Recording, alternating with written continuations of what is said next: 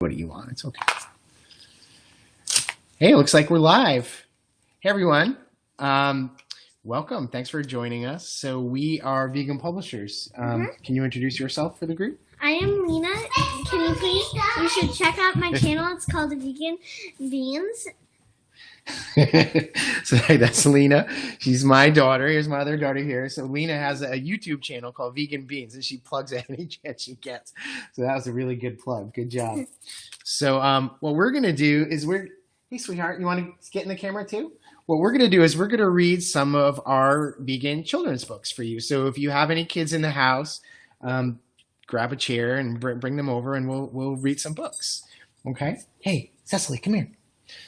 All right, she's a little bit camera shy. So anyway, first, before we start, I just wanted to kind of remind everyone that we're doing this as part of a fundraiser for Upland Peaks Sanctuary. And they're an amazing sanctuary doing great things for animals. So make sure that you donate, contribute to the sanctuary. I thought this was a great idea when they told us about this, the idea of kind of doing something for all of New Year's Eve. I thought that was such an amazing thing, especially given, the current state of things and a lot of folks who are, kind of stuck at home and, kind of cut off from their, friends and family members. So hopefully we can kind of create a sense of community and through this. So without any further ado, should we jump in and read some books? Mm-hmm. Okay. So why don't you show your first book, and can you say anything about it? This is called Lena Vegetopia. My name is Lena, so I chose to read this one first. Yeah, and in fact, this book was named after you, right? And your mom wrote this book. She used kind of a different name for it because she didn't want to kind of be promoting herself. But your mom wrote this book as one of our first vegan publishers' books, and she named it after you. Okay, so why don't you go ahead and read it? This is called Lena Vegetopia.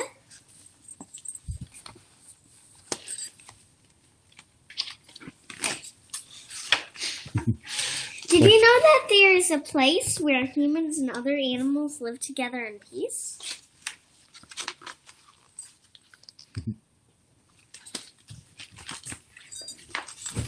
Vegetopia. This place is called Vegetopia. And if you were ever to suggest that anyone in the great kingdom of Vegetopia eat animals, they were ever to suggest anyone in the great kingdom of Vegetopia eat animals, they would think that you are crazy. In Vegetopia, all the animals are friends, not food. One of these friends is a special cow named Flora. Flora lives next to a sweet girl named Lena, a lentil bean.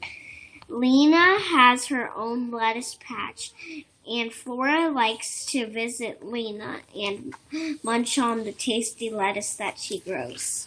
Want me to show it? That's Vegetopia, and that's Lena, lentil beans, and Flora.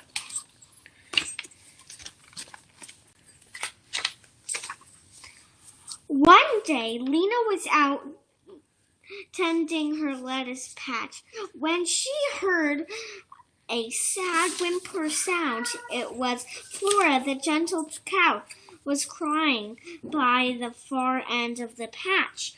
Flora, what's wrong?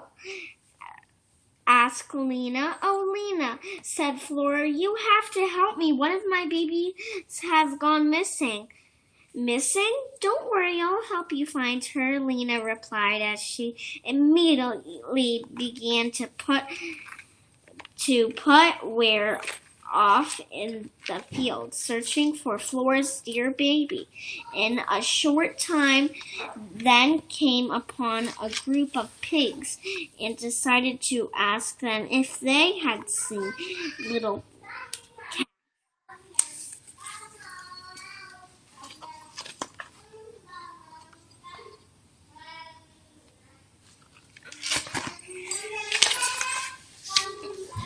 Several of the pigs looked frightened.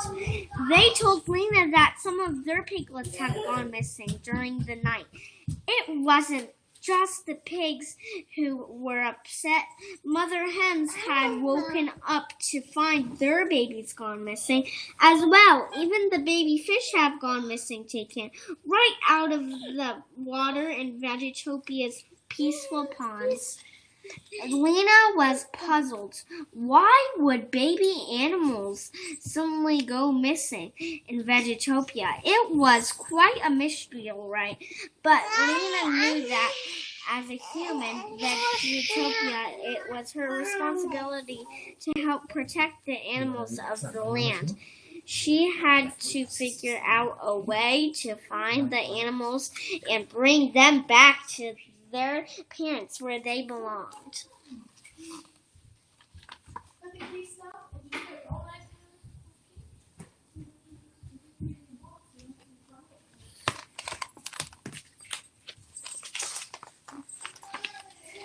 That night, Lena decided to write a letter to the Princess of Vegetopia. A letter to the Princess of Vegetopia. Princess Vegetarian asking her for help in finding the missing babies. Lena just knew that the princess would be able to help. In a few short days, a letter addressed to Lena came via the royal veggie post. By that time, more baby animals had gone missing, and Lena was becoming very anxious. This is what the letter said. To Lena, lentil beans, royal veggie post.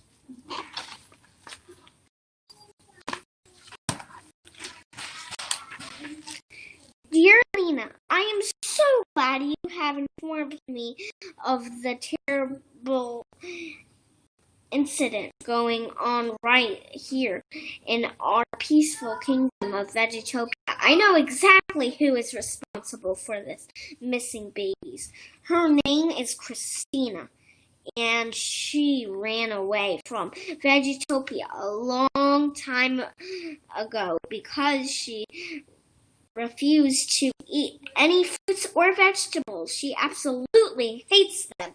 Now she lives alone in an old castle on the outskirts of the kingdom. We need to go to her castle and rescue the baby animals before she can eat them. Lena, you are a brave girl for standing up for the animals of Vegetopia. I know that. Together we will be able to return the babies to their homes. Sincerely, Princess Vegetarian. Lena was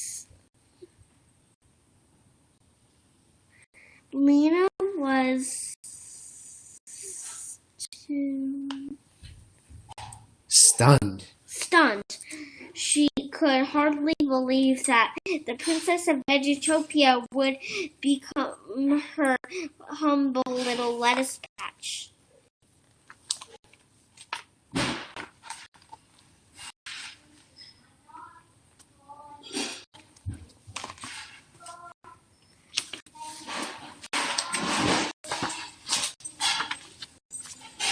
When Princess Vegetarian arrived at Lena's lettuce patch, she was greeted by all of the kind animals who lived nearby. Lena offered her finest head of lettuce to the princess and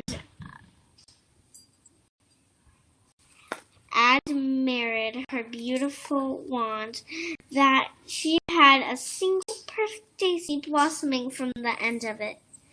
Thank you, Lena, said the princess as she took a bite of your lettuce. It is the most fresh and crisp lettuce in all of the land. I wish I had time to eat more, but I really must hurry. Christina's castle is all the way at the edge of Vegetopia. We have no time to waste. After saying goodbye to the animals, Lena tucked a piece of carrot cake. Wait. Here's the picture.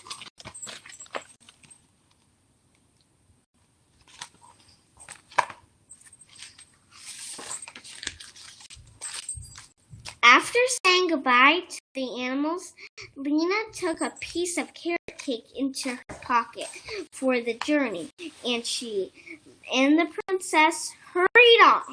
It was a long track, but finally they arrived at Christina's castle.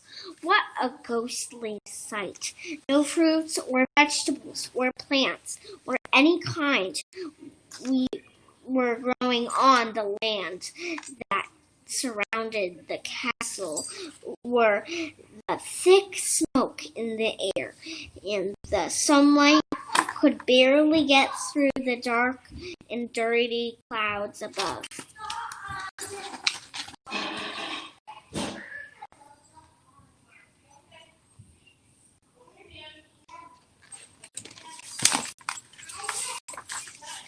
How do we get in there? Asked Lena as she peered through the bars made out of iron gates and the castle's entire. Before Lena could say another word, the princess touched her daisy wand to the gate, and suddenly vines began to grow out of thin air. The princess scurried up the vines and gave her hand to Lena so she could climb up as well. Lena was suspicious. She wondered what other magical tricks the princess had up her sleeve. Once they were inside the castle, they were greeted by a fuel stench. Lena held her nose. She was beginning to feel scared. What if Christina caught them?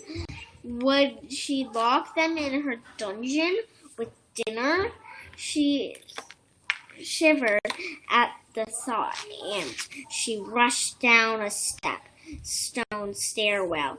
When they got to the bottom, they found themselves in the very pit of Christina's dungeon. Hundreds of baby animals pleased for help behind bars and cages. It was an awful sight.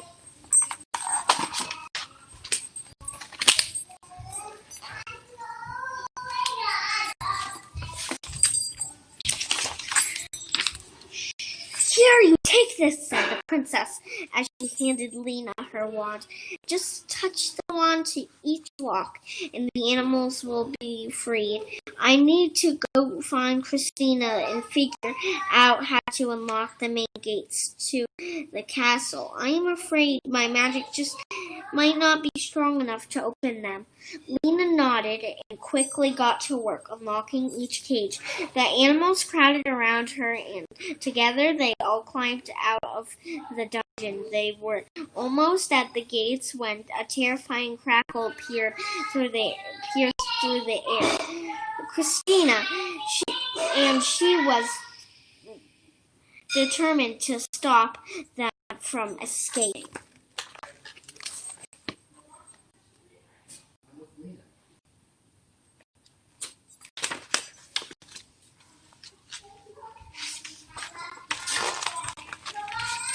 Her hair was brown and stringy, and her face was pale and wrinkly. A large stomach bulged from beneath her tethered robes. You can't have these animals, shrieked Christina. They are Christina. They are my only food. You cannot accept me to survive only on icky fruits and vegetables. I have an appetite, you know.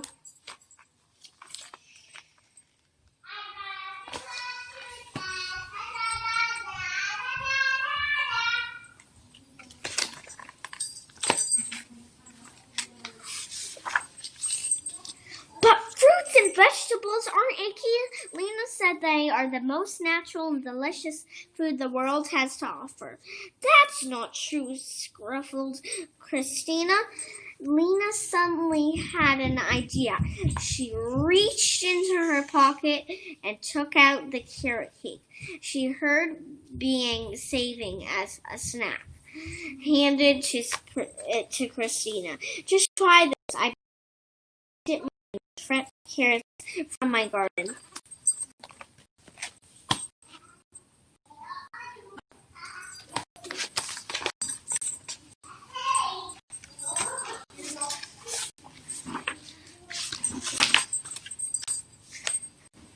Is there meat in it? Asked Christina as she inspected the cake.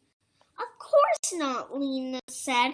There is no one single thing from an animal in that cake. It's vegan. Vegan? Cried Christina. Look horrified. I'd rather eat dog's droppings.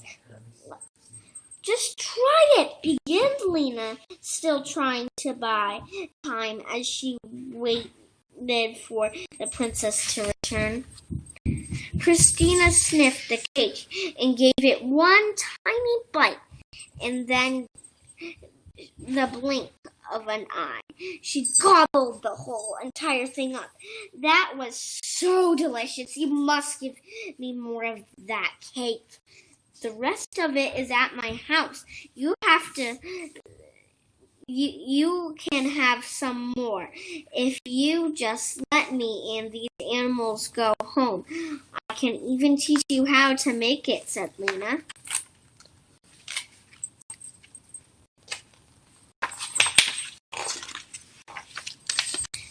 Just then, Princess Vegetarian stepped between Lena and Christina, and with one wave of her daisy wand, she produced a huge spread of veggie treats.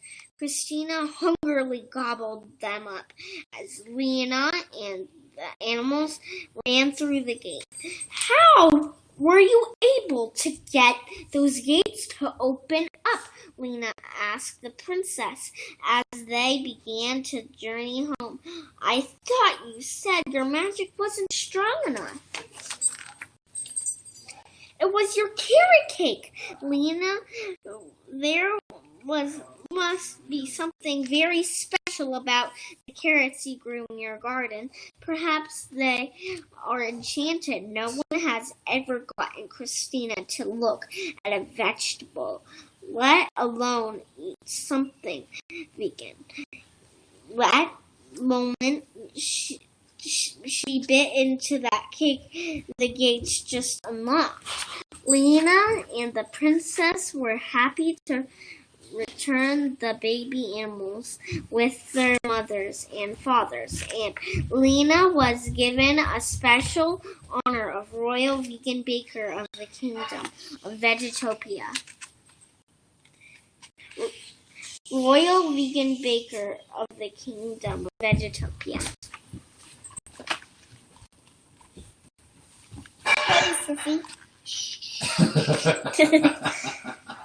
Sissy, you're being quiet for me.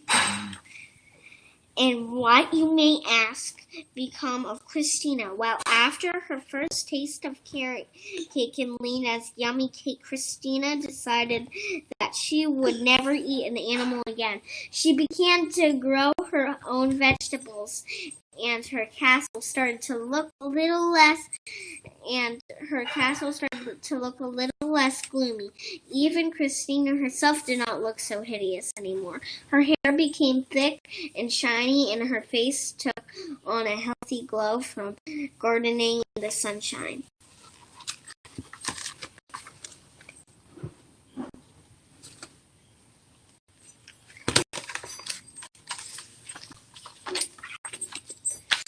The smoke above the castle lifted, and the fuel stretched went away because she no longer cooked animals for dinner. And one day, Christina found a gift on her doorstep. When she opened it up, the box, she found a beautiful green head of lettuce with a card from Lena that simply read, "Let us all be friends. The end." And there's also a recipe of the vegan carrot cake in here. Daddy, it's your turn. Great job, sweetheart. Thank you. So I hope you all enjoyed that great reading of Lena of Vegetopia by Lena herself. So what I'll do now, I'm going to read one of our newer books called Junebug, No Life Too Small. Junebug, you like this book? Do you want to read it with me? You want to read? Yeah?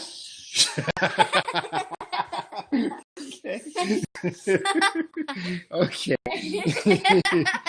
Somebody asked her to shush because she was being really loud during her sister's reading. Do you want to read this together? Shh. Shush. Okay.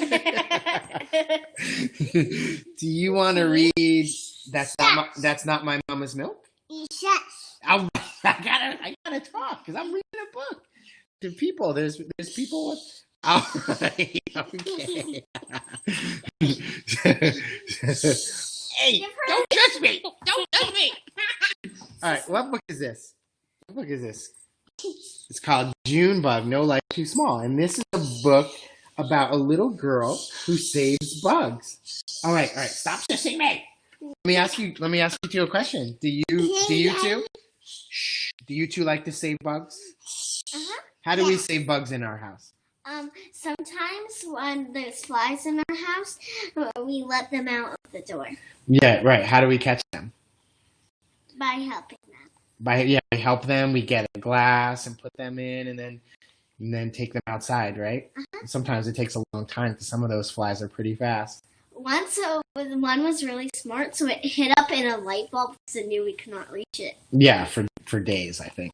Yeah. So we can relate to this character. She spends a lot of time trying to save bugs. And this, as far as I know, this is the first vegan book about saving bugs, rescuing bugs, right? Uh-huh. All right, Sugar Nut. All right. Call her Sugar Nut. Yeah, we call her Sugar Nut. So this was written by Nicole Daniels, illustrated by Addie Rivera Sonda. Illustrations are amazing in this book. All right, sweetheart, please stop shushing me. I'm trying to read a book. Hey, what are these? What are these? Butterflies. Butterflies, right. So many pretty little illustrations of bugs and various creatures. So it says, this is June, and she loves bugs. You love Junebug, don't you? You love this book. It says, June loves playing outside. June likes playing outside. She helps her friends learn about all kinds of bugs and other small creatures and why they are so neat and important. Do you want to sit on my lap? No. No, all right. I know. It says, Carter wants to stomp on anthills to see them squish. Stop, June says. There are whole cities and tunnels under these anthills, and it's where the ants live. June teaches Carter that ants are hard workers and that they solve problems together, and the ants are thankful. So, Junebug saved the ants. This an example, kind of some just amazing illustrations in this book. What's your middle name? Do you know? Your middle name is June, just like her.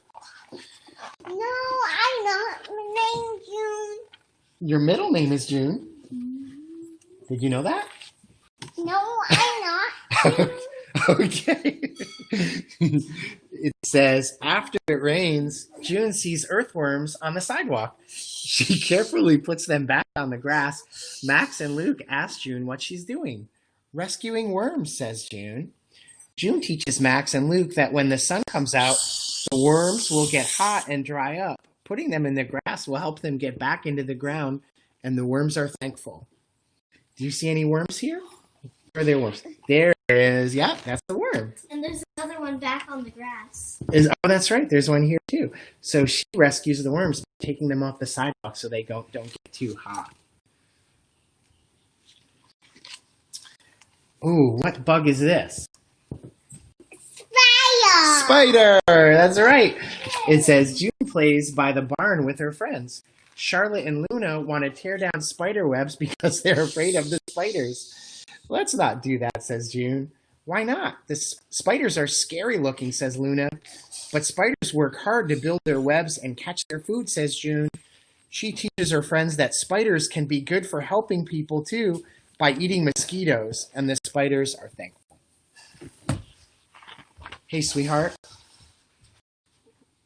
Oh, and here's some illustrations of the spiders.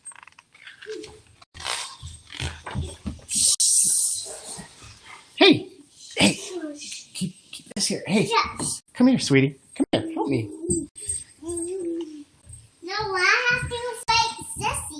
Hey, where are they now? Swimming pool. They're in a swimming pool. That's right. It says June goes swimming in her friend Sierra's pool. She sees a beetle stuck on her back in the water, and she gently scoops up the beetle and places her outside the pool. Why are you doing that? Asked Sierra. Beetles can get so tired of swimming that they drown, says June. June teaches Sierra that some beetles shimmer like a rainbow, and the beetle is thankful. Do you see a rainbow here? Where? Yeah, isn't that beautiful? Yeah, so the beetle, they said the beetle shimmers like a rainbow. Isn't that pretty?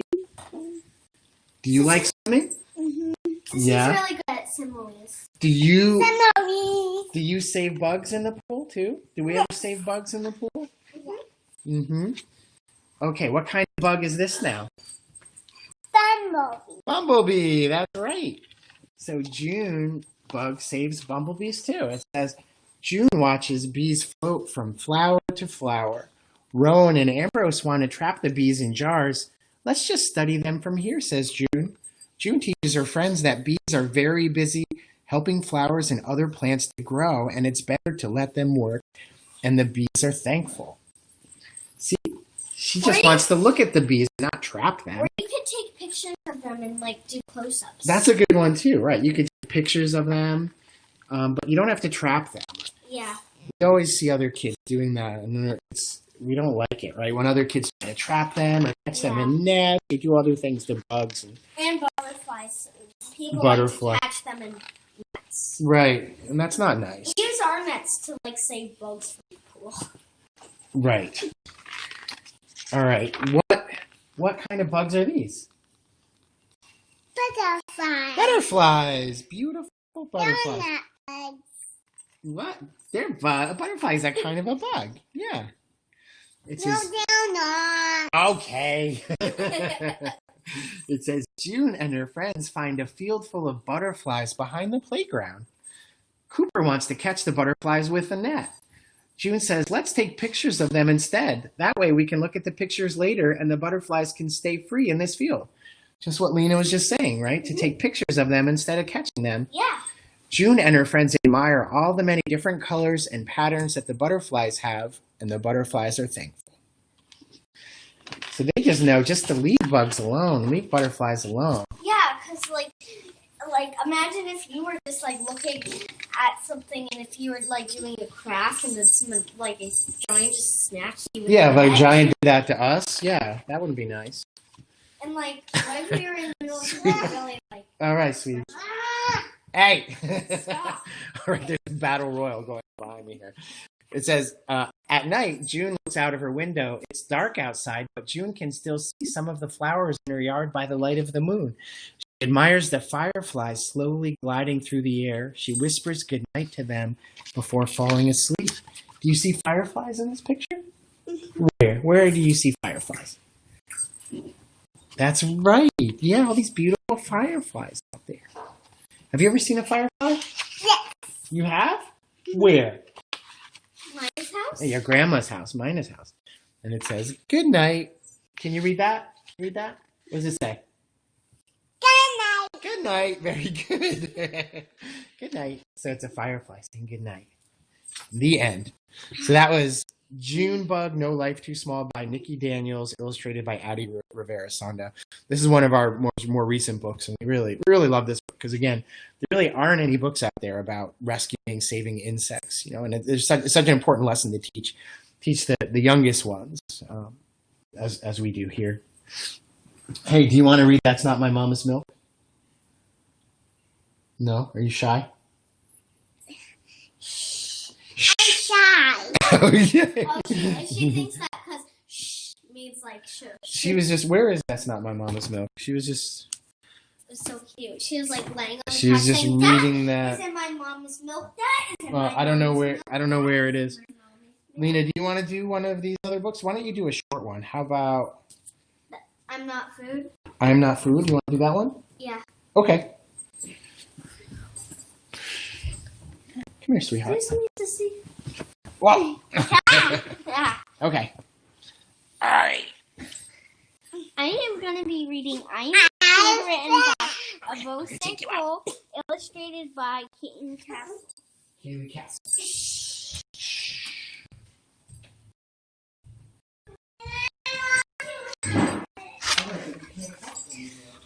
I am not food. I'm a person just like you. I love my family. I love my friends. We love to play in our money pig pen.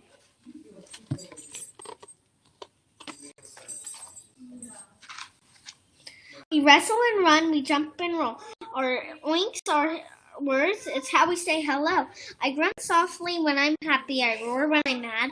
I love it when you rub my tummy, not when you hurt me or treat me bad. I get hungry just like you. I eat acorns, fruits, and greens. I sleep inside my mud bath, and I have happy piggy dreams. Please don't eat or cook me. That is very rude. I am a pig and I'm not food. I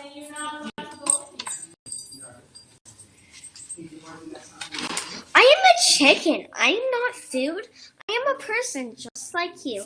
I jump and roll when I play, and I can run really fast. I can count in my head and even do math.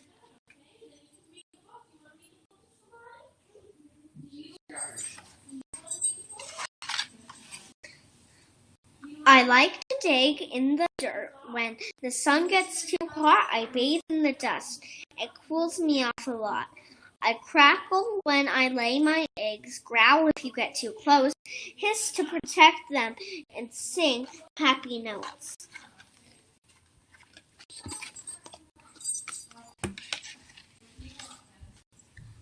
I like to dig in the dirt. When the sun gets hot, I bathe in the dust. It cools me off a lot. I love to eat oatmeal and lots of juicy fruits. I sleep in flat nests. You call it a roost. I am not your dinner. I have feelings too. I am a chicken. I am not food.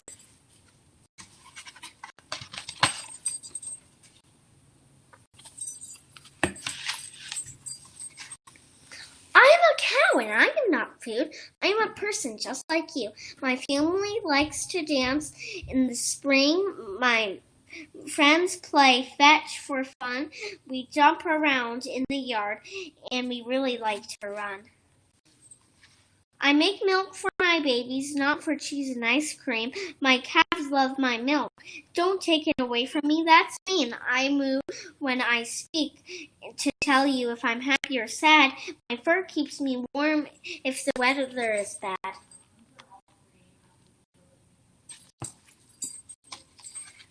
Sometimes I eat corn, but my favorite is hay. I also like lots of grass and sleep in it all day. I'd really like to be friends with you. Is that okay with you? I'm a cow and I am not food. The end. Great book. Do you want to say anything about that one? I think I read this before. Mm-hmm. Wait, was this on my channel? I think. Yeah, I think it was on your. Yeah, I read this book before on my channel. Mm-hmm. You should watch the video. It's really good. And I don't know if you remember, but Abiose Cole, who wrote this book, he's a spoken word poet, right? And you might not remember this, but we saw him read this book at a meeting of the Boston Vegetarian Society, and the whole crowd was like amazed. It was so powerful. So he's such a good poet, right? And I've known him over the years, and we've worked, tried to work together in different ways. But this is a perfect opportunity to turn. Remember. Yeah, you don't remember. You were really little. To turn one of his great poems into a children's book. So we were really excited about that and really love this book. So it looks like we have time for maybe one more, I think. And why don't we do another one of our newer ones? We'll do, this is another board book. So it's pretty short, and for the littlest ones, and that's something that we've been doing at Vegan Publishers. Can we move closer? Is that we've been doing more board books because honestly, there are basically no board books for vegan kids out there. So for the littlest of kids, there's almost no board books at all. So that's why we've been doing a lot of them, so we can kind of raise, our kids from birth, with the simplest, easiest to read kind of books with kind of, values of minimizing the harm we do to others. Just like you all share, and that Upland Peaks shares the same philosophy. So this book was actually a little bit different. This book is called Eating Animals is Weird. This is a little bit different from other books because a lot of our books are pretty serious, right? Yeah. And they're trying to, convey an important message. And this one conveys an important message too, a vegan message. But one thing that we know is that kids like really silly books, right? Kids don't necessarily like really serious books, right? Mm-hmm. Can I read this one? You want to read that one? Uh-huh. Okay, sure. So, well, let's say a little bit more about it, right? So, Okay, go ahead. By Bronnie Sonner, illustrated by Anna Alina Shabelnik. Pigs are super smart, just like your family dog. But if you would not die on dingo, why would you fry a hog?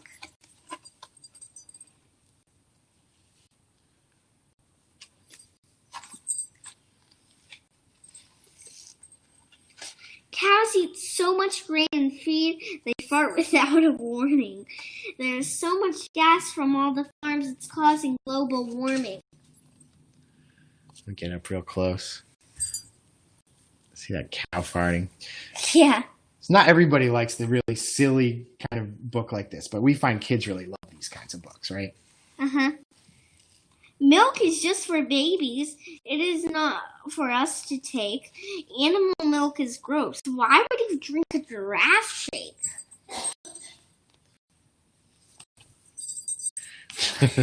Why would you? That's what it's saying. Right. We don't drink milk from giraffes. Why would we drink them from cows? Yeah, right? like what's the point? Like, why would you?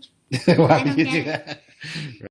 Sheep families like to play and jump. Their fluffy coats are cute. Lamb sausages or chops for lunch? No thanks, I'll have some fruit.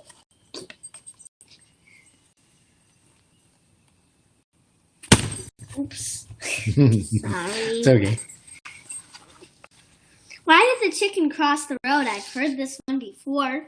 I think it's to get to the other side, not to the end of someone's fork. Wait, I think this is the next one funny. Yeah, this is the funny next one. Scrambled, fried, pork chops, or Poached or boiled. Or some say eggs are yum. I think it's silly it came from a chicken's bum.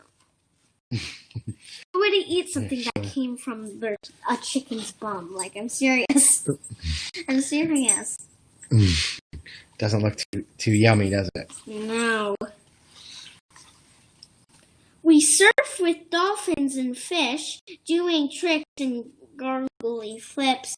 They belong in the deep blue ocean, not on our plates with chips.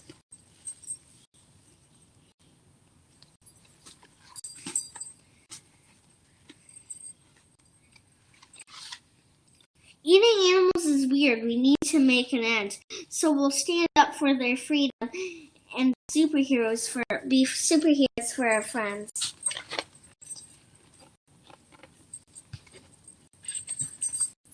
Good job. The end. Great job. So those were just some of our books that we wanted to kind of share with you all, and if hopefully there's some kids out there who are able to see them, and if not, the grown-ups get an idea of the kind of books that we do, and maybe you know a kid out there who might like vegan books. So hopefully you saw something that you found interesting, right? You did a great job. You did some really good readings there. Thank you. So I hope you all have a great New Year's. What are we going to do for New Year's here? What do we have planned? We are going to stay up until 12 o'clock. Really? Uh-huh. You think we can do it? You can't, but I can. What happened last New Year's when we tried to stay up to midnight? You fell asleep, and I did not know how to read time last year, so I said it's at midnight yet when it was 12:01.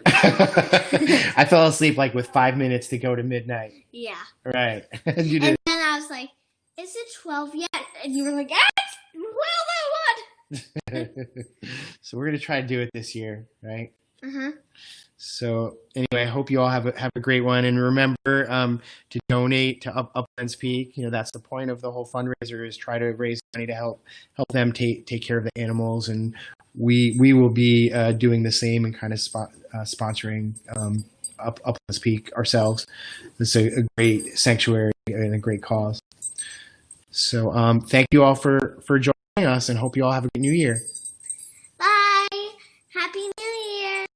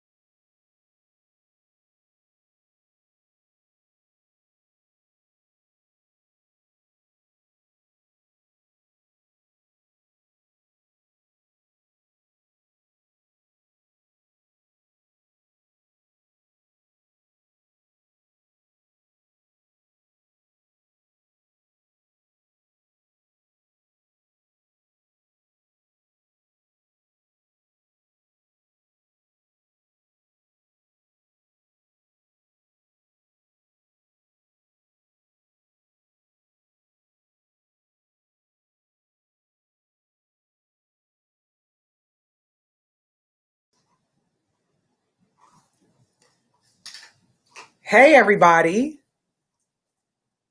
Am I live? I'm live now on the marathon. Everybody can hear me, see me, all that good stuff. Hi, my name is Barry, aka Barry and Co, aka Barry Stylish, aka The Barry Best Education, aka Lucretia Berry.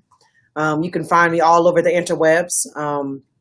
Barry and Co. I'm also on TikTok, doing all of the TikTok things with all the young people, and I'm very happy to be here. I just want to thank Amy's Kitchen for matching the first $100 worth of donations to Uplands Peak Sanctuary. Um, I just want to make sure that we're doing this. That we're doing this for a good cause. So double your donations now at buy2020.org or directly on Facebook. If you hear somebody chewing in the background, that's my dog. Anyway, I just a little bit about myself before we get started. I am a singer, songwriter, educator, natural hair enthusiast, makeup enthusiast, performer. I do one-woman shows. My latest one-woman show, Tubman, has been touring all over the country for the past almost 4 years. It'll be 4 years in February. Of course, 2020 was a year where I didn't see much live things happening. Hi, everybody, if you're just joining. So anyway, I didn't see that many live performances. My last live performance in real life was at Weeksville in Brooklyn in March 11th or 12th, and then that was it. So it has been a lot of online poetry performances, singing performances, open mics, things like that. And it's just been an interesting time of adaptation and being able to adjust and pivot the things that make us special and make us who we are. And I'm going to share with you some poems, and I'm going to sing a little bit, and then I'm done. It's going to be, a cute little short set, but I'm here. So thank you so much I want to just, shout out to Upland Pink Sanctuary and Mowgli Studio for running this and making sure everything is going correct and right and everything like that. I'm getting texts by the minute, just making sure that everything is working out properly.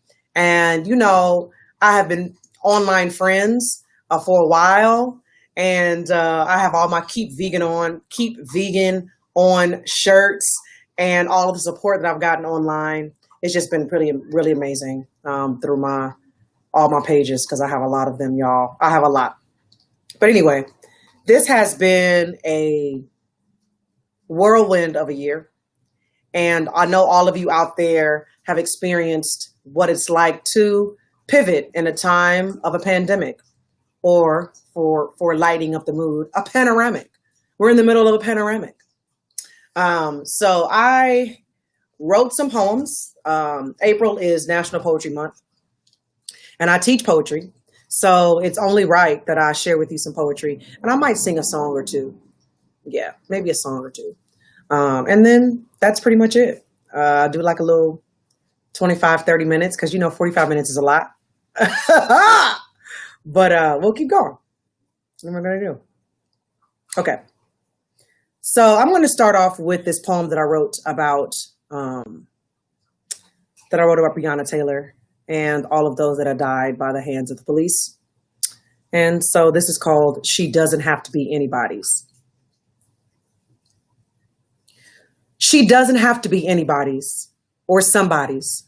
She was her own. She was her own. She was her own. She called herself 20 fine and black, fine and black, fine and black. 2020 was going to be her year. Little did she know we'd store in our souls hearts broken and tears for a baby girl we didn't even know.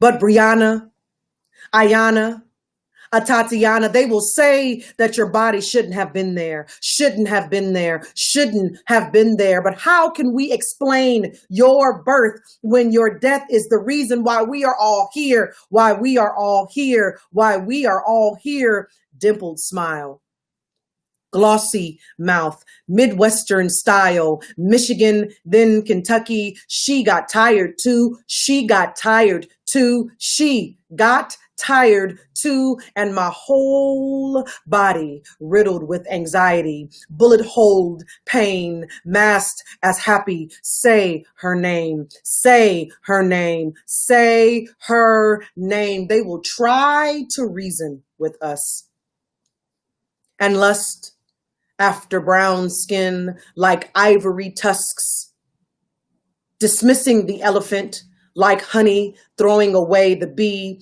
They will try to separate and instigate, hoping we don't legislate our own bodies. Brianna, I'm going to bake a cake for you. I'm going to bake a cake for you. I'm going to bake a cake for you. And I didn't even know you were coming. I summon your power. I summon your rest. I summon your resistant Black joy. Thank you. So that was dedicated to Breonna Taylor and all those that have fallen by the hands of police brutality and excessive force in this country.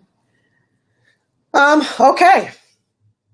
So I've been thinking a lot about capitalism and how we are affected a lot by it, and how if we could just make this amount of money, we'll be okay. And now that these stimulus checks are going out and now that all of these things are happening, it's just like all we do is talk about money and how to survive and how to keep our heads above water and paying bills and paying rent. And New York is not getting any cheaper. Well, maybe it might get cheaper because of this pandemic and people are not staying in New York City. But I've been here 17 years and it's definitely a place that's not for the faint of heart. Okay. It really builds your character.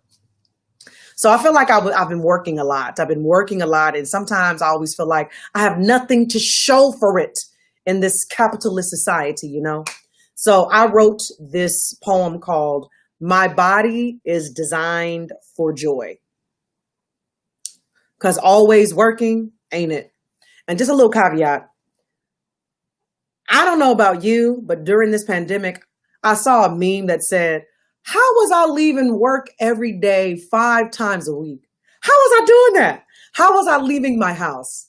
I got so comfortable staying in my house and like doing things inside my house that I forgot what it's like to be like outside traveling on a regular basis to go to work. And even though I only work part-time, still, it's like, what? Anyway, my body is designed for joy because always working ain't it. I work a lot. I work a lot to pay the bills. I work a lot to work out. This sturdy, heavy worker bee steady has been working ever since her Blackness showed up invisible at birth. Since Black bodies be measured by childbearing girth and by productivity worth, not working, hard to believe to the capitalist white collar, I'd be paying for all your colleges if I had $1 for every time my ability has been questioned by a mediocre, miseducated, ancient scholar. I'd holler down the imaginary hallway of the massive mansion I've built for myself. Wealth and prosperity never was a note I was taught to sing. The capacity of joy and pleasure to the table I couldn't bring because I work a lot. And in this American factory, we don't have time for dreams. We hold fast to needs above wants. Barren fields, solid ice, mules and workhorses fight for the ability to be seen. And when you are seen, dreams are realized because awakened eyes see more than a body that works, but a body that needs to be pleased over and over consistently. We've been conditioned to receive satisfactories and shoulder chips because what you gonna do when they come for you with that pink slip? Probably die. From working too hard to run, from working too hard to lock the door, from working too hard to be seen as human, from working too hard to not disappoint your family and their name and the status quo games we play to stay alive. We don't work for ourselves. We merely survive. But this bluegrass buxom, this Harlem heartbeat, this come from nothing, but I ain't just nothing. Beautiful baby needs pursed lips on stiff neck, breathless, endless, abandoned, softness, no work involved. I need powerful pause. Tired of being loved violently, like I owe all of you a piece of me, like my body works for free, like my body doesn't deserve happy. Thank you. All right. So that was poem number 2. And shout out again to Amy's Kitchen. She's matching all the donations. So make sure you're donating. This is for a good cause. Thank you to Upland Peak Sanctuary and Mowgli Studios for putting this all together and making this thing a successful thing. So make sure you go to buy2020.org.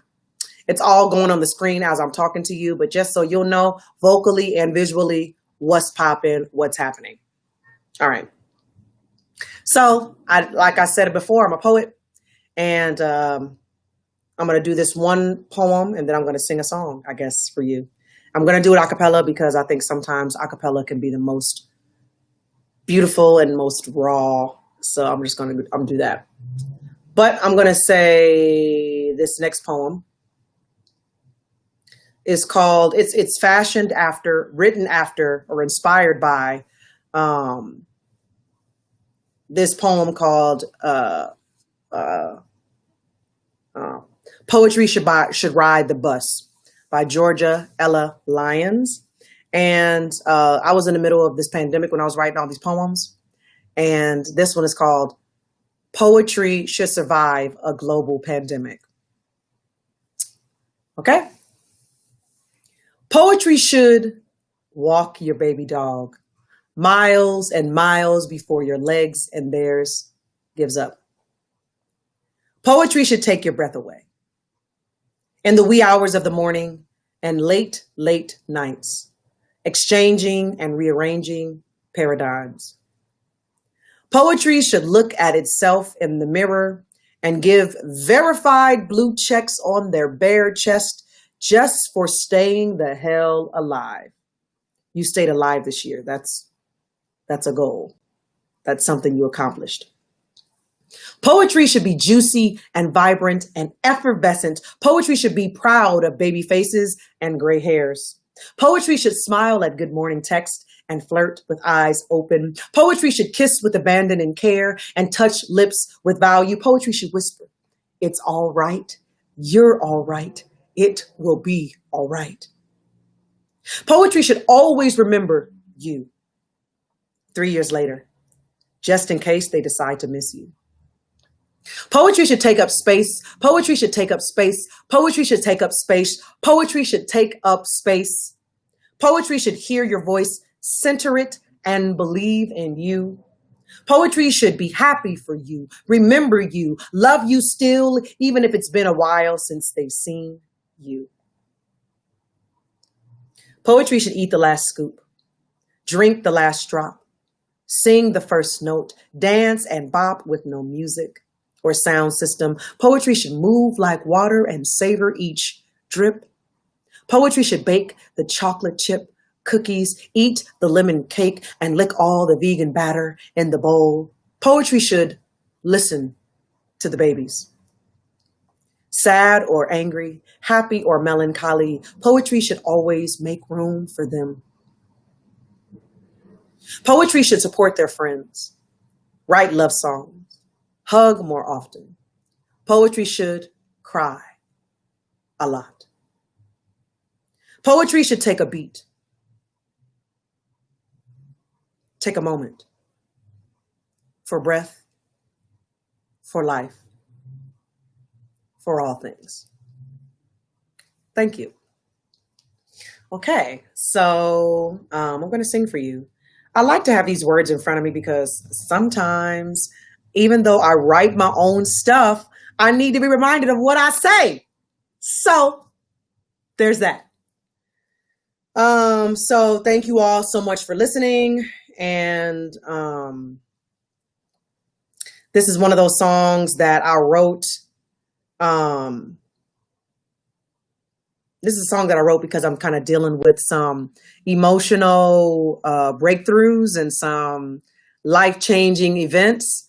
And so I've just been writing about those events and sharing them all over the interwebs. I've been really kind of just vulnerable because for a long time I was just like, no, nobody needs to know anything. I'm silently dealing through these things. But I realized that the more open I am about the things that I go through, I could be helping somebody else out there. And what's the point of living if you can't help somebody else, right? So this is a song called I'm at a Crossroads, or I don't even know. I guess it does have it has a title, but maybe it does not. I don't know. Anyway, here we go. At a fork in the road and my mind won't stay quiet, telling me I'm an imposter. You're lost, girl. But I refuse to believe that I am meant to stay silent. No matter the cost, girl, you're worth it. I am enough. Never too much, never too much, never too much, never too much. I am so clear. Yeah. Facing my fears, yeah. I'm at a crossroads, yeah. I'm at a crossroads. I'm at a crossroads, yeah. I'm at a crossroads, yeah. On a one-way ticket to the west coast of my doubt, telling me to escape, girl, run away, girl. But I refuse to believe that settling is a black woman's power. I'm actually brilliant, not just resilient. I say, I am enough. Never too much, never too much, never too much, never too much. Yeah, I am so clear. Facing my fears, I'm at a crossroads, yeah. I'm at a crossroads, yeah. I'm at a crossroads. Oh, I'm at a crossroads, yeah. Listen, if I don't believe in myself, who's really going to? Always seeking validation, begging for approval. Yeah, I got to live my life for me. They're going to talk anyway. Their views so limiting. I don't have to subscribe to the empty commentary. Their opinions unnecessary. I just hope I don't sabotage myself. I deserve every muscle. Yo, I'm walking in my wealth. I'm celebrating myself, vibrating higher. My story is mine, that autobio on fire. Yeah, so am I really confused or honestly just scared? Because that's what I'm supposed to do. Talking, sky is the limit. Yeah, but that vision's too small. When you're a mountain of genius, how will you ever fall? How will you ever fall? How will you ever fall? How will you ever fall? Fall. Thank you. All right. I sang a little bit. I did a little poetry. Okay.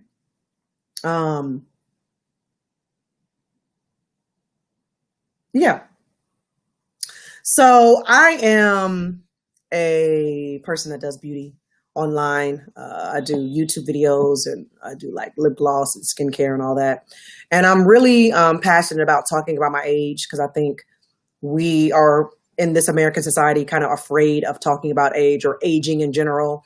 And that I guess sometimes the society has made us to believe, not sometimes, a lot of times majority of the times, 99% of the time, society has us believing as women that after we hit a certain age, we're no longer relevant or important or we matter. And as I'm aging, I realized that, like, wow, I'm a lot more aware, hyper aware of who I am. And I'm more conscious of my thoughts and my thought processes. And I just feel like I'm getting better with age. I'm not getting worse, right? So I think the mischaracterization of women getting older is just baffling to me, because I feel like I'm my best self now at 41 years old, right? As opposed to when I was 21. And there was like a video I did on TikTok talking about aging, and I had a picture of me at 21 versus a picture of me at 41. And yes, I was born in 1979. I'm 41. But, and you know, I look mad young, I know. But still, the point is that I talk about it all the time because you can still thrive. You know, you can still, you know, I think about all the people that I admire, like Toni Morrison. She died at 88 years old, you know, and she didn't have her first book until she was 40. Right. And who's to say that you're meant to be doing something big in your life? Maybe you're just here to live and experience life. Who's to say that you have to have like a special superpower, you know, or to be this super talented person? You could just eat food and survive and breathe, and that could be your existence. It's okay, you know. But anyway, just to know that embracing your beauty inside and out is pretty empowering. And that's what I want to share with all of you today, you know. All right. Beauty is stripes and stretch marks and dry skin and patches of hair, patches of gray hair. Beauty is my low voice in the morning with a cold or without one. No, you don't sound like me when I have a cold. I sound like me, period. Beauty is that crinkly, fresh, new growth, finding its way to the light. Tight and rigid and rebellious, fighting against its own self to flourish, and flourishing amongst self-sabotage. Beauty is shaving it all off and starting over again and again. Beauty is allowing them to come in without a fight, without competition, without comparison. Feeding the mind and soul with pleasure and safety and reflection. Beauty is pimples and eczema and bunions and corns and all the other ailments deemed ugly or attractive or a disability or on those stupid lists made by corporations who commodify my beauty because Becky looks cute with locks. Beauty is ugly too. Beauty is wrinkled, saggy skin because I ain't seen a big mama or a granny or elder or mentor that I didn't like or love, no matter what they looked like. Beauty is pineapple juice, coconut oil, and lots of water. Trust me, okay? Beauty is staying juicy, whether you have an appointment or not. Beauty is a beat face and lotion and gloss and sweat. Beauty is moving her body and listening to her when I've done too much or not enough, because moderation and deprivation can be boring too. Beauty is milk chocolate glossy skin that shows up in school pictures. Eyes and teeth are deemed a threat in the wild, I guess learning institutions too. Beauty is a dark-skinned Black girl with a wide nose, thick lips, and Z-pattern hair, and everything in between. Beauty is acknowledging your triggers and therapy sessions and allowing your body to mourn and ugly cry and break down and wake up one more time. Beauty is freedom to be your whole self, unrestrained. Yeah. Unrestrained. Shout out to all my beautiful people out there. So I talk about veganism as well because I think oftentimes we assume that veganism looks a certain way, only because of what mainstream media has deemed what is an appropriate vegan body and what is an appropriate vegan face. And I think it's always important for us to show the variety and diversity of the world. And that I've been vegan since 2007. I've been almost I just hit my 13-year mark this year. And I definitely have been shamed for having this body. I definitely have been shamed online and talked about publicly in settings about how I'm fat for a vegan. And I just think it's important for us to be seen and to be visible so you'll know that there is a variety of people that are pushing for the liberation of all sentient beings, and not just those that don't look like me, but those that look like me and beyond. We're out here fighting for animal rights and human rights as well. So just so we are aware of, this is the platform that I'm using, just know that intersectionality is sexy. It's sexy. Whether you agree with it or not. If you're just joining me, my name is Barry. I'm a singer-songwriter, teacher, and I've just been doing some poems for you. I sang a little bit, and now I'm going to do a couple more poems and maybe do one more song and then leave out of here. Okay? All right. So I'm going to do a couple more poems. Okay. Raise your hand. I can't see you, but you can say something out there in the world if you are single. Hey. And I've been talking about this a lot, how I'm single, unmarried, and childless.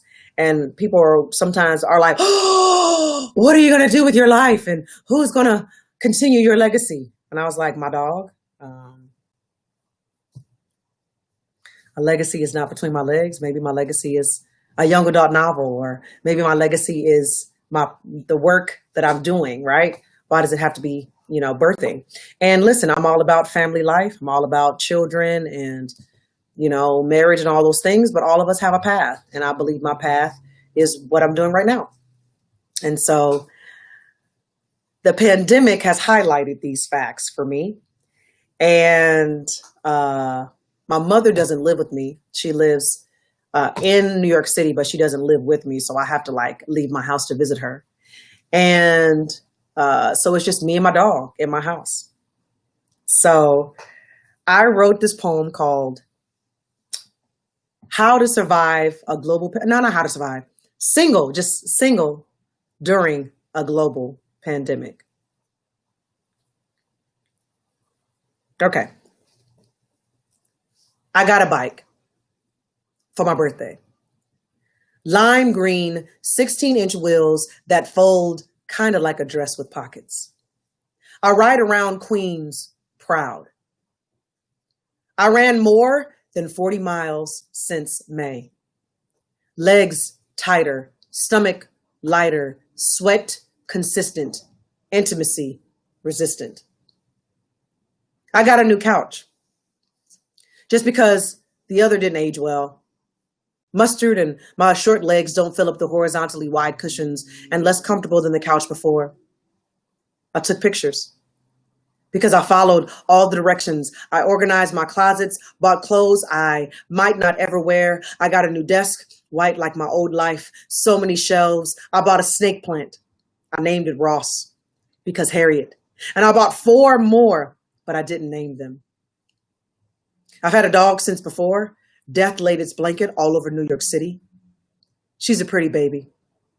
I followed all the recipes, even made new ones, had Thai food on one too many Fridays and a post-beach Monday. I've had friends who tell me I am gorgeous and married men who leave emoticons with hearts under my pictures, send DMs and poems after they post how much they love their wife and baby, text messages that get lost in translation, and mothers who might envy your life. I've made videos and cried without anyone looking.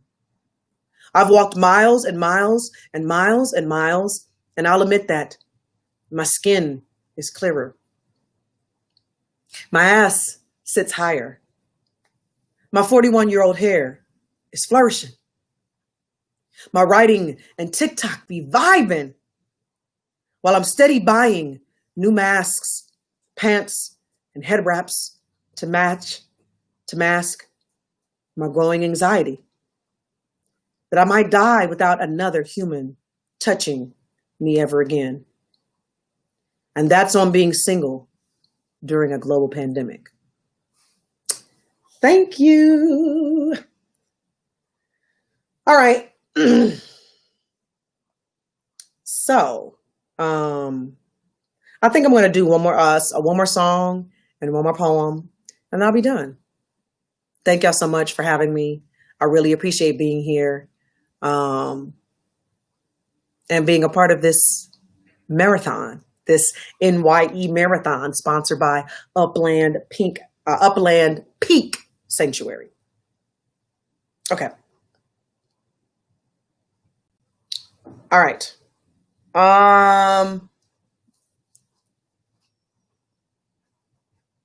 Okay. I think I'm going to do this song. I think so. Okay. Okay. I wrote this poem. Well, I didn't write this poem. I wrote this one-woman show called Brown Girl Bluegrass. And there's a song called Star Stuff. And I just think it's so appropriate right now.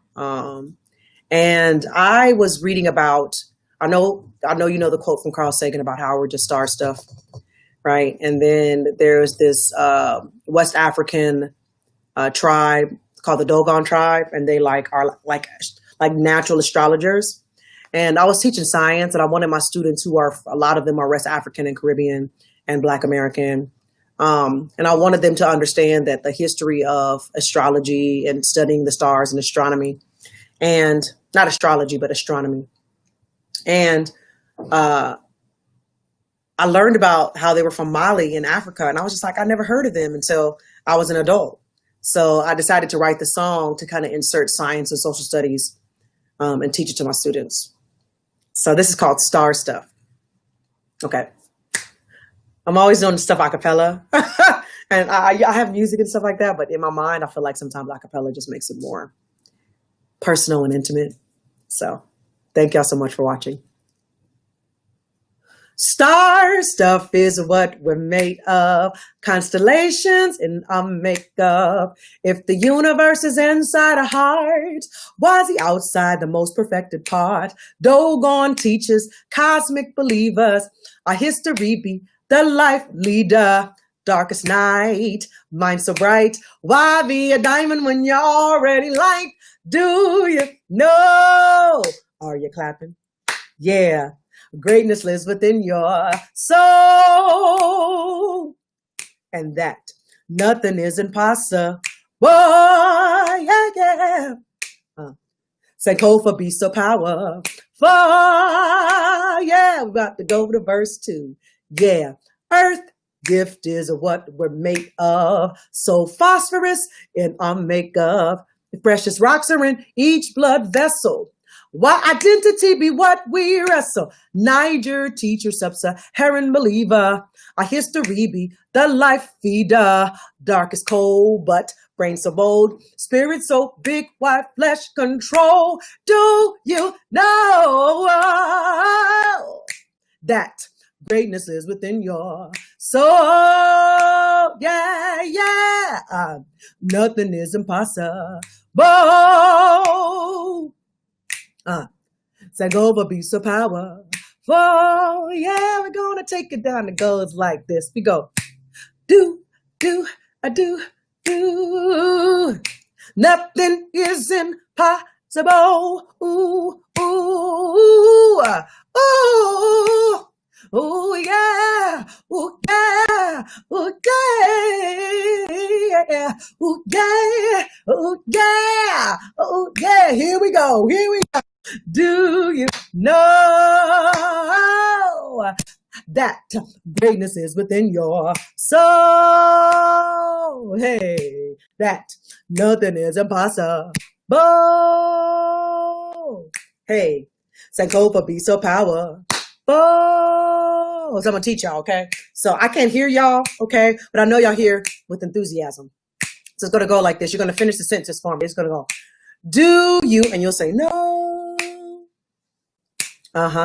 Greatness lives within you, and you'll say, so. Record yourself and send it to me so I can see it. Nothing is impossible. Like BLE, you know. Sankofa be so power. Let's try it. Here we go. Do ya Sounding real good. Sounding real good. Greatness lives within your. Hey, hey. Nothing is impossible. Sankofa be so power. Oh, yeah. Let's do it together one more time. Come on. I said, do you know greatness lives within your soul? Yeah. Nothing is impossible. Sankofa be so power. Yay! Y'all sounded good. Even though I couldn't physically hear you, I felt your energy. I felt your spirit in my soul. I felt it. Anyway, that was called Star Stuff. One last thing before I go. And that's it. This will be my last poem or my last piece. And this is untitled. You can find me on berryandconyc.com. You can find all my stuff on there. I have music. I have YouTube channel. I do beauty things. I talk about life. Educator. I talk about, race relations and all those things. So, yeah. So this is my last piece. I wrote this because I think I was going through a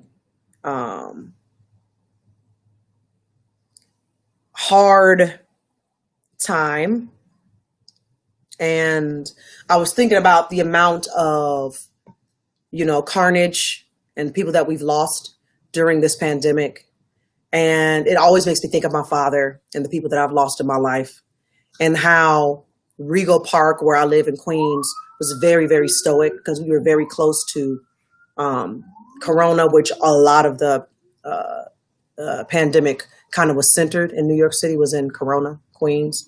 And it was just crazy. So as I was sitting with myself, I was just like, wow. Sometimes you're on autopilot, you don't realize like you're a human that like has emotions and goes through things. And sometimes, like when I think about my dad who passed away 10 years ago, maybe I didn't give myself room to grieve. I've been going on autopilot for so long, you don't realize it. So this is to all those that we've lost in the pandemic, those that we've lost before the pandemic, and just to all the humans out there that are really feeling what it's like to have compassion and to be kind and to give each other space to kind of be, right? So this is untitled, but I couldn't stop crying. From 72nd to 96th to 116th, bawling off the B on 134th Street, past Duane Reade, swollen eyes too red for allergies, but red from anger. Anger that they forgot about me at my daddy's funeral, that I had to go to work, that my coworkers thought my week-long absence was a vacation. I'll never forget the dried crimson on his wiry hair splotched back 3 weeks pre-memorial, and that's when the pain began with the loss. And the hole kept getting bigger. I wiped my puffy face with germ-laden hands because it was the one day I didn't have 1,000 crumpled napkins left over from my smoothie fix from the day before. Back of my hands poised like newborn babies, and at every prep I cried. And they asked, "You okay?" And I turned with tears and I said, "My dad died." And he asked, and she asked, and they asked, and I kept having to tell them part of my DNA disappeared. Y'all revere Black women in all the ways cosmetic surgery can carbon copy, but never have the capacity to ask if I'm just good, if I need anything, if I need a shoulder. I carried boulders heavy as resentment, heavy as a fresh cadaver, and they loved my class and ass and sass and even began to talk like me. But when I lost Daddy, not an ounce of empathy. Just glad I was back because my babies talked back every day. I hate to say that, but I taught them that. Never would teach them to not be proud and loud to be Black. And I just carried the trauma with me. No one seems to care because I'm shiny and new shows I'm writing and inspiring and thriving and exercising and exfoliating and my mental burpees debilitating, exasperating, exhausting, suffocating. But you see my teeth and my hair so blue, green, pink, and we have so much content to keep up with as I drown in a pool of invisibility tears because y'all won't ever believe single women, no children having buried could possibly be suffering because I'm vegan, because I'm squatting, because I'm head nodding at Bible verses that end up being the forgotten director's leaving curse. It's a lonely place to live, and I'm on the other side of the light that tells me daddy lives in me and I'm no imposter, baby, but my health trumps his smile and walking 5 miles with Minty, even though they help for sure. My eyes tell so many stories you'll never know because you never asked. And those that do, thank you for knocking on my door and lifting that cover and me off the floor, for washing my hair, fingertips on scalp, cared for on purpose, repeating it will be okay, for feeding me French fries, even though I gingerly could barely lift a finger, for singing off key for me, for allowing me to have March Madness because the other months are sad enough, ironclad enough, and Christmas is tough, and so is Father's Day, birthday, rainy days, so many days of quarantine. Check on your strong friends. We are not as fierce as Facebook, IG, YouTube, TikTok, or whatever red lipstick Zoom meetings purport us to be.